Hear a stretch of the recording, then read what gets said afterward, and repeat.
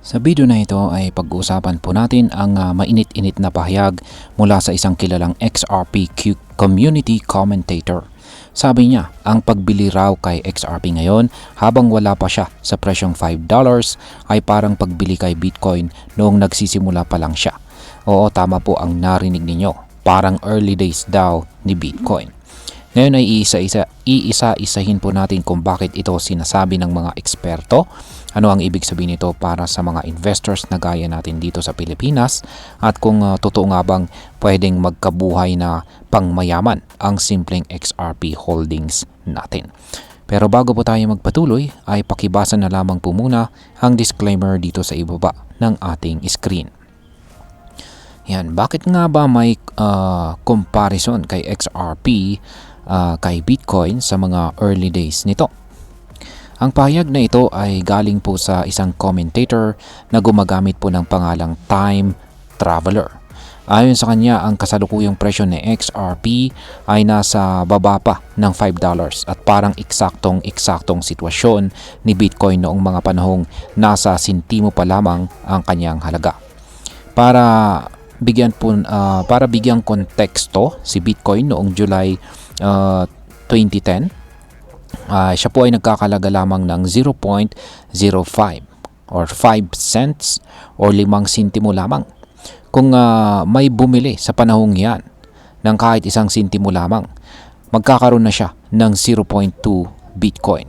Ngayon, kung ang presyo po ni Bitcoin ay nasa $94,000 na, ang halagang yan ay aabot ng mahigit $18,000. Ayan, ngayon ay isipin po ninyo to. Kung noong 2010 ay nag-invest ka ng $50, makakabili ka na ng 1,000 na Bitcoin. At sa kasalukuyang presyo, ang 1,000 na Bitcoin ay halos $94 million. Ayan, $94 million na po ang kanyang halaga. Kaya sinasabi po ni Time Traveler na baka raw ganito rin ang mangyari kay XRP, na habang mura pa siya ngayon, pwede siyang maging daan para yumaman sa hinaharap. Ngayon ay bakit hindi pa rin umaarangkada ng ang presyo ni XRP kahit tumataas na ang buong crypto market?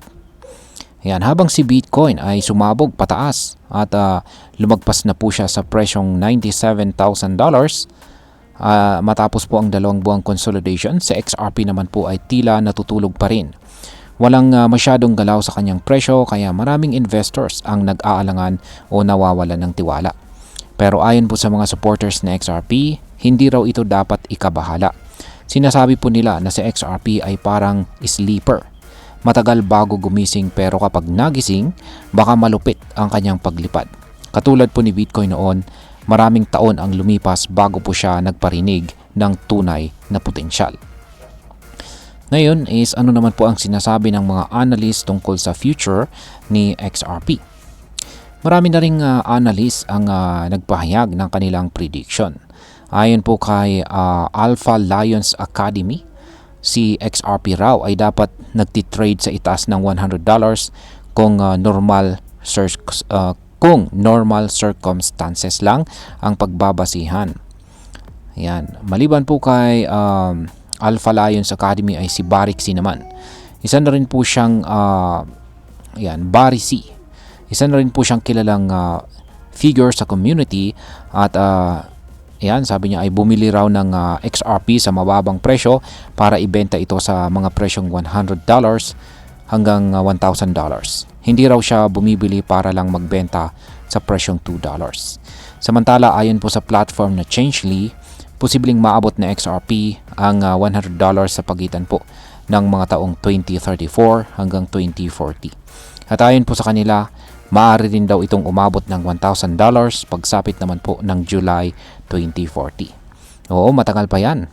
Pero kung titignan po natin ang long term, ang pagtitiis at pagtiwala kay XRP ngayon ay posibleng magbunga ng malaki sa hinaharap. Lalo na kung tunay ngang sumusunod siya sa yapak ni Bitcoin. Yan, ngayon is sunod po nating tanong dito is possible ba talagang magka-fortune kahit kaunting XRP lang ang meron sa atin? Ayon po kay Time Traveler, kahit ang mga simpleng holdings na nasa 1,000 hanggang 10,000 na XRP ay posibleng magbunga raw ng malaki kung sakaling marating ni XRP ang price targets tulad po ng $100 o higit pa. Halimbawa, kung meron ka pong 10,000 na XRP at pumalo si XRP ng $100, ibig sabihin ay meron ka ng $1 million. Pero syempre, realistic din itong si time traveler.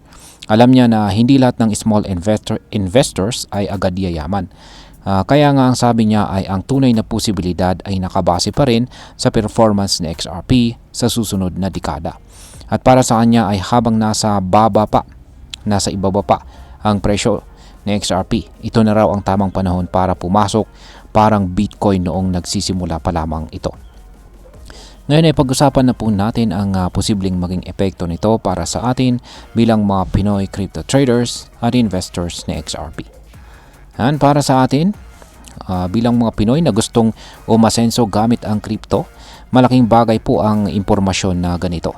Hindi lahat sa atin ay may milyones na kapital para mag-invest ng malalaking coins. Pero kung meron po tayong tiyaga at tiwala sa isang project gaya ng XRP, may chance po tayong makasabay sa next wave ng crypto millionaires. Habang nasa ibaba pa ang presyo ng XRP, abot kamay pa ito para sa maraming mga Pinoy. Pwede po tayo magsimula sa maliit, kahit 1,000 na XRP lang. Sa halaga ngayon, nasa around 30,000 pesos po yan. Pero kung totoo po ang prediction na pwedeng pumalo ito sa $100 o higit pa, baka matupad na po natin ang mga financial freedom goals natin. Yan, bilang panghuli, ang masasabi ko naman po tungkol dito ay para sa akin, ang comparison na ginawa ni Time Traveler ay matapang. Pero may basehan naman. Hindi naman natin sinasabi na guaranteed na susunod si XRP sa yapak ni Bitcoin. Pero kung titingnan natin ang fundamentals ni XRP, lalo na sa real-world use case nito sa cross-border payments, may potential naman po talaga. Hindi ako magsasabi na mag-all-in tayo. Pero kung may extra po tayo at willing po tayo maghintay ng ilang taon, maaaring worth it na idagdag sa XRP sa ating portfolio. Ang mahalaga ay alam po natin ang risk at hindi po tayo padadala sa hype lamang. Lagi pong tandaan, do your own research at huwag pong ilalagay ang buong ipon mo sa iisang coin lamang. At ayan, hanggang dito na lamang po tayo sa video na ito mga ka-crypto. Marami pong salamat sa panonood. Ingat po tayo lagi at God bless po sa ating lahat.